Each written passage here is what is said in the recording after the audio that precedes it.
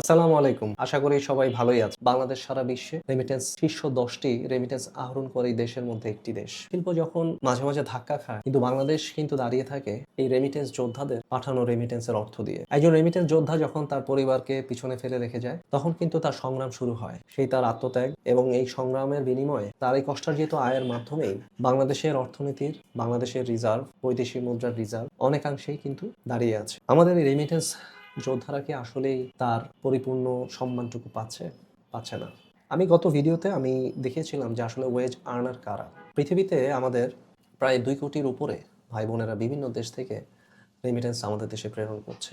আমি যদি একটু দেখি যে গত বছর ঈদের সময় প্রায় $২০০ মিলিয়ন আগের মাস থেকে বেশি রেমিটেন্স পাঠানো হয়েছে। তার আগের বছরও যদি দেখি $২৫০ মিলিয়ন বেশি ডলার ঈদের মাসে পাঠানো হয়েছে। শুধু তার পরিবার যেন একটু ভালোভাবে ঈদ করতে পারে, সুখে শান্তিতে তাদের পড়ালেখা করতে পারে, তার পরিবারটি যেন সুখে থাকে। এর বিনিময়ে সে সারাদিন হয়তো ঈদের দিনও কাজ করে যাচ্ছে। আমি এমনও শুনেছি যে অনেক ভাইরা আছেন তার নির্দিষ্ট কাজের ফাঁকে ফাঁকে আরও অনেক ওভারটাইম করেন, অনেকগুলো কাজ করেন এবং সবই হচ্ছে তার পরিবারকে ভালো রাখার জন্য। এই রেমিটেন্স যোদ্ধারা আসলে কখনোই থেমে থাকেন না। তাদের ভালো লাগার শুধু একটুকুই যে তাদের যে সমস্যা এবং বিভিন্ন বিপদসংকুল পরিবেশে তারা থাকে, তারা আসলে আমাদের থেকে কি চায়? তাদের কষ্টের কথাগুলো কেউ শুনুক।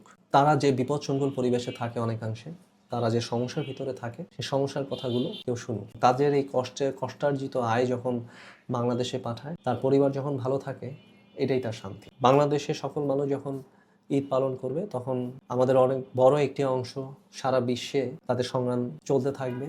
তারা হয়তো সেদিন ঈদের দিন কাজও করে যেতে পারে, অনেকে ছুটি পায় না, ছুটি ছাড়াই তারা কাজ করে যায়। সেই রেমিটেন্স যোদ্ধাদের জানাই ঈদের পক্ষ থেকে শুভেচ্ছা, তাদের জন্য গভীর শ্রদ্ধা। যে সমস্যায় থাকুক না কেন তারা আমাদের বাংলাদেশের অর্থনীতিকে সচল করে রাখছে বছরকে বছর, এবং আগামীতে তারা এই রেমিটেন্স প্রেরণ, বাংলাদেশে যে রেমিটেন্স প্রেরণ করছে, এই যে বৈধ চ্যানেল যেটাকে আমরা বলি ব্যাংকিং চ্যানেল, সেই বিষয়ে আমি বিস্তারিত আরেকদিন আপনাদের সামনে তুলে ধরবো যে বৈধ চ্যানেল বা ব্যাংকিং চ্যানেল বিষয়টা কী। এই বৈধ চ্যানেলে রেমিটেন্স প্রেরণ করার জন্য আমি সবাইকে অনুরোধ জানাবো। এবং শুধু রেমিটেন্স যোদ্ধা না, বিদেশস্থ যেগুলো এক্সচেঞ্জ হাউস আছে, বাংলাদেশের সকল ব্যাংকের বেশিরভাগ, বাংলাদেশের অনেক ব্যাংকের সাবসিডিয়ারি প্রতিষ্ঠান এক্সচেঞ্জ হাউস হিসেবে বিভিন্ন দেশ থেকে রেমিটেন্স নিয়ে আসে। তারাও কিন্তু রেমিটেন্স যোদ্ধাদের মতো সমান সংগ্রাম করছে রেমিটেন্স বাড়ানোর জন্য। এবং এই পাশে বিভিন্ন ব্যাংকার ভাই ও বোনেরা দিনরাত নিরলস পরিশ্রম করছে। আমাদের এই ঈদের ছুটিতেও আমাদের দেখা যাচ্ছে রেমিটেন্স প্রেরণ করার জন্য সার্ভার তো বন্ধ করা যাবে না। আমাদের অ্যাপস চালু থাকবে, আমাদের সার্ভার চালু থাকবে। এই যে আমাদের যে কর্মযোগ্য ব্যাংকিং সেক্টরে, এটার পিছনে কিন্তু অনেক ব্যাংকার ভাই বোনরা কিন্তু অনেক কষ্ট করছেন এবং সেখানে আইনশৃঙ্খলা বাহিনীরা দিনরাত কাজ করে যাচ্ছেন।